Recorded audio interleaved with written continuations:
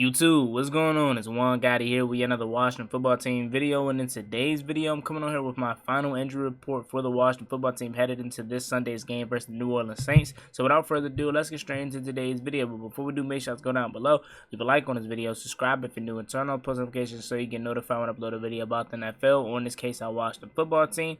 Let's get straight into today's video. So we have the final injury report here, and we have some positive news, we have some negative news. Now with the negative news, I'm not really too worried about it, only because I expected this. I expected Dyami Brown to be out. I expected Brandon Scherff to be out. I expected Cam Sims to be out. When we first saw him on the injury report, we pretty much marked them as, missing this game. We marked them as out Monday, and they just basically clarifying that they will be out on Friday today. So getting into the injury report per John Keim here, out for Sunday again. Wide receiver Dyami Brown dealing with the knee. Wide receiver Cam Sims dealing with a hamstring. Offensive guard Brandon Scherff dealing with the knee. Now you can already mark Brandon Scherff out for the next 2 to 3 weeks. Now the reason why they don't want to put him on injury reserve, and they're hoping that he only has to miss 2, maybe 3 games. So he's going to automatically be up here for the next couple weeks. So just have Brandon Scherff on the injury report out engraved into your head. When you're on the injury reserve, you have to miss a minimum of 3 games, and they don't want that to happen, okay? So they want to keep him on the active roster, and they're just going to mark him down as out for the next couple of weeks. So keep that into your head here.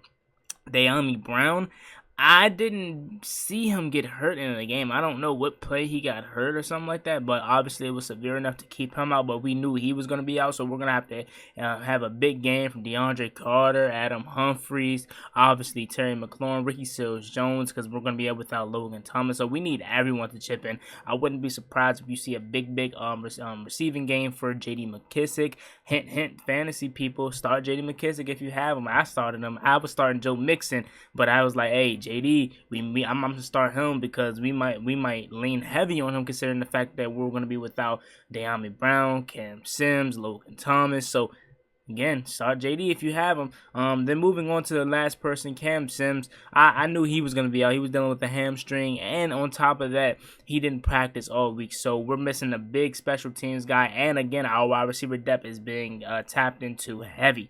So we're going to have to rely heavily on some of these other guys to step up outside of Terry McLaurin. Again, maybe see some Dax Milne, DeAndre Carter. He made a good reception last week for a 15-yard gain. And then we're going to have to see Ricky Seals-Jones step up. Curtis Samuel, we'll get into him later down in this video.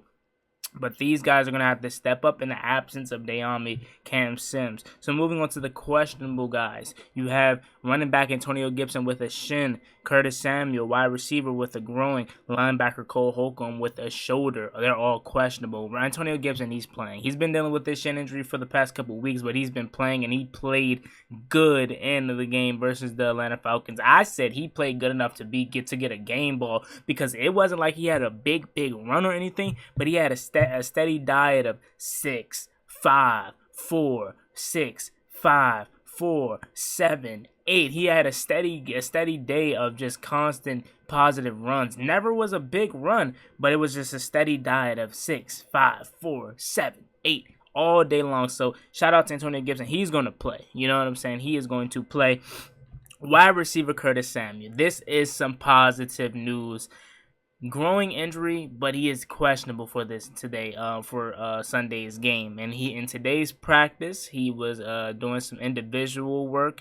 And Ron Rivera said in his post-practice presser today that he is trending in the right direction. So that is really exciting. That is some positive news for us because we know we're going to need Curtis Samuel, especially with the absence of Dyami Brown, Cam Sims, Logan Thomas. If Curtis Samuel can play, I'm really confident about this game. Yesterday, you guys know, in my prediction video, I said I had us losing this game only due to the injuries and due to the Saints following up a loss with the win, and they lost to the Giants, and we typically don't follow up a win with a loss. I'm not going to talk too much about that. You can guys go check out that video if you haven't already. It's back on my channel. I'll put the link down below in the description.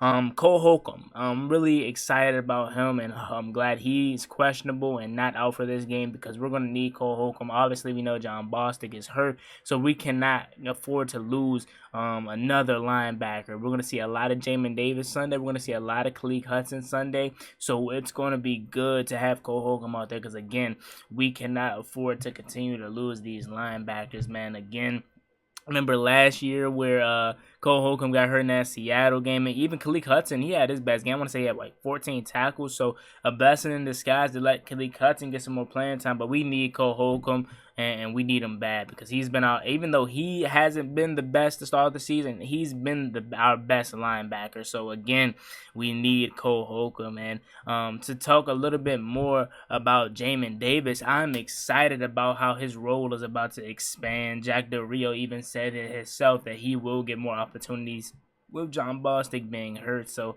I'm excited, man, and I know a lot of people are fans of letting their first round draft pick, and this is typically for quarterbacks, but so you can see other positions do this, but I know a lot of people wanted to let Jamin Davis sit and let him learn, I guess you would say. But I'm all for letting the young guy get in there, take his lumps now, so next year when we're ready to continue to compete, he could be really, really good for us because the upside is there. We see the athleticism there. It's just all about this up here. He has everything as far as an athlete and as far as to play the middle linebacker. He has the 4.4 speed. He has the ability to change direction, come downhill, make tackles, drop back in coverage, be a force in the run game. He has all that, but once he gets this up here, the dude is going to be really, really good. Oh my God, that's one thing that I am going to miss about Jon Bostic, and I said this in my other video, is I'm excited about Jamin Davis, but the only thing I'm going to miss about Jon Bostic is this. Prime example, when Cameron Curl was in the wrong hole, Jon Bostic put him in the right hole, and on that very snap, Cameron Curl got a tackle. Saquon Barkley came right at him. And without Jon Bostic, I don't know if Jamin Davis puts Cameron Curl in that situation to make that play. I don't know if Jamin Davis makes that pre-read and says, "Hey Cam, get over here. You're in the wrong hole." You know what I'm saying? And two, without Jon Bostic, Saquon Barkley probably gets that first down. So again, I need to see Jamin have the mental up here. I know he has the physical. I know he can do the athletic things. That's one thing that Jon Bostic couldn't do. He knew what the offense was going to be running, but his body just physically couldn't do it. That's the difference with him and Jamin Davis. Jamin Davis can do it physically, but can he do it mentally? I don't know yet. We're going to see. We're going to see a good test this Sunday. So I'm excited, man. I know you guys are. And again, although I have us losing this game, I'm praying, fingers crossed, that I am wrong. And with Curtis Samuel coming back and him possibly playing, that makes my prediction, a little more, different in a way, because now I can feel comfortable about having another weapon. I just didn't know if we were going to have enough weapons. I thought we were going to have to rely heavily on Hump, DeAndre Carter, Dax, man. We still might, and Ricky Seals-Jones, but with Curtis Samuel out there, I could feel a little more comfortable, and hopefully the boys can bring it home. So don't forget, this Sunday, I will be live streaming the game, so make sure you guys be there. It is the most littest, and I don't even know if littest is a word, but the most littest Washington football team live stream out there. So make sure you guys are there this Sunday at 12:50 p.m. See you guys there. I'm out. Peace. Cost me one time, that's gonna get you pop, get you drop, slide.